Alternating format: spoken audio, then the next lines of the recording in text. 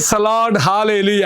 യേശുവിൽ ഏറ്റവും സ്നേഹം നിറഞ്ഞ സഹോദരി സഹോദരന്മാർ, ഈ പ്രഭാതത്തിൽ ഉണർന്ന് വചനം ശ്രവിച്ചുകൊണ്ട് ദൈവത്തിൻ്റെ കൃപ സ്വീകരിക്കാൻ ആഗ്രഹിച്ച, ഉണർന്ന് ഇപ്പോൾ എഴുന്നേറ്റിരിക്കുന്ന അല്ലെങ്കിൽ പ്രാർത്ഥനയിലായിരിക്കുന്ന പ്രിയമുള്ള സഹോദരി സഹോദരന്മാരെ, ഇന്ന് നമ്മളെങ്ങനെ അനുഗ്രഹം പ്രാപിക്കും?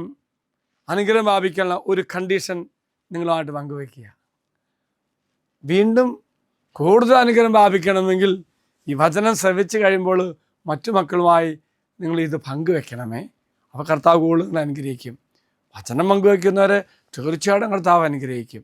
അപ്പോൾ ഇന്ന് നമ്മൾ ചിന്തിക്കുന്നൊരു വചനം എന്ന് പറയുമ്പോൾ, എന്തുകൊണ്ടാണ് നാം പ്രാർത്ഥിച്ചിട്ട് തമ്പുരാൻ പ്രാർത്ഥന കേൾക്കുന്നില്ല എന്ന് തോന്നലല്ല.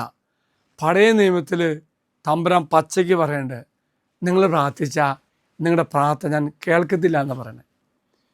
അത് ചിന്തിച്ചപ്പോഴാണ് അച്ഛൻ്റെ മനസ്സിലേക്ക് യെശയ്യാ പ്രവാചകൻ്റെ പുസ്തകം 1-ാം അധ്യായം 15, 16, 17 കറക്റ്റ് പറഞ്ഞു തരുന്നുണ്ട്.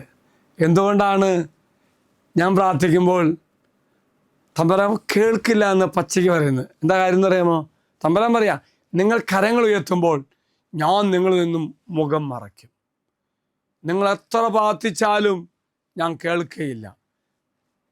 കാര്യം പറയുന്നു, നിങ്ങളുടെ കരങ്ങൾ രക്തപങ്കിലമാണ്.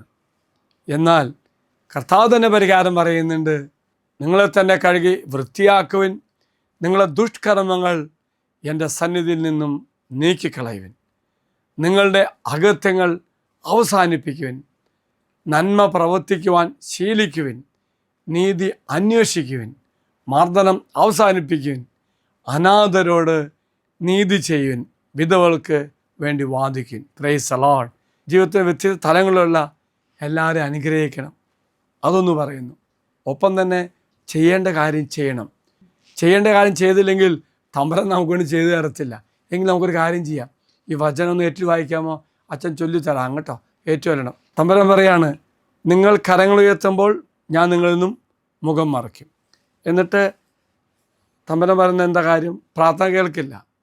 ഇനി പ്രാർത്ഥന കേൾക്കണമെങ്കിൽ തമ്പുരാൻ പറയുന്നു, ഏറ്റവും പ്രാർത്ഥിക്കാം, നിങ്ങളെ തന്നെ കഴുകി വൃത്തിയാക്കുവിൻ. വീണ്ടും പറയുന്നു, നമ്മുടെ ദുഷ്കർമ്മങ്ങൾ ദൈവസന്നിധിയിൽ നിന്നും നീക്കിക്കളയണം.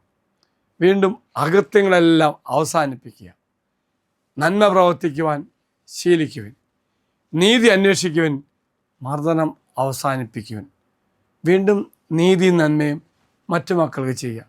ഇത്രയേ ഉള്ളൂ പ്രിയമുള്ളവരെ. നമ്മുടെ ജീവിതത്തിൽ വിശുദ്ധമായ ജീവിതം ഈ നോമ്പിൻ്റെ ചൈതന്യത്തിൽ നയിക്കണം. അതുപോലെ ചെയ്യേണ്ട നന്മ ചെയ്യണം, നീതി ചെയ്യണം, വിധവകൾക്ക് വേണ്ടി വാദിക്കണം. അങ്ങനെ എല്ലാ കാര്യം അർത്ഥമാക്കുന്ന പ്രിയമുള്ളവരെ, എൻ്റെ പാപപങ്കലമായ ജീവിതത്തിൻ്റെ അവസ്ഥ തിരിച്ചറിഞ്ഞുകൊണ്ട് അത് ഉപേക്ഷിച്ചുകൊണ്ട് തിരിച്ചു വരണം. പൂർണ്ണ ഹൃദയത്തോടെ, അനുതാപം തന്ന ഹൃദയത്തോടു കൂടി തിരിച്ചു വരണം. അപ്പോൾ കർത്താവ് നമ്മുടെ പ്രാർത്ഥന കേൾക്കും. അതിന് സഹായിക്കുന്ന ഒരു കാലമാണല്ലോ നോമ്പ് കാലം. പ്രിയമുള്ള സഹോദരി സഹോദരന്മാരെ, എങ്കിൽ ഞാൻ ചെയ്യേണ്ട കാര്യങ്ങൾ ചെയ്തുകൊണ്ട്, ചെയ്യാൻ പാടാത്ത കാര്യം ചെയ്യാതിരുന്നുകൊണ്ട് തമ്പുരാൻ്റെ മനസ്സോടുകൂടി നന്മ പ്രവർത്തിക്കാൻ നിങ്ങൾക്ക് ഈ ദിവസം കഴിയട്ടെ എന്ന് അച്ഛൻ പ്രത്യേകം പ്രാർത്ഥിക്കുന്നു. ദൈവം എല്ലാവരും അനുഗ്രഹിക്കട്ടെ. നമ്മുടെ കർത്താവായ ഈശോ കൃപയും പിതാവായ ദൈവത്തിൻ്റെ സ്നേഹവും പരിശുദ്ധാത്മാവിൻ്റെ സഹവാസവും നാം എല്ലാവരോടും കൂടെ ഉണ്ടായിരിക്കട്ടെ, ഇപ്പോഴും എപ്പോഴും എന്നേക്കും. ആമേൻ. ഒരു നല്ല ദിവസം എല്ലാവർക്കും ആശംസിക്കുന്നു. ദൈവം എല്ലാവരും അനുഗ്രഹിക്കട്ടെ. Praise the Lord.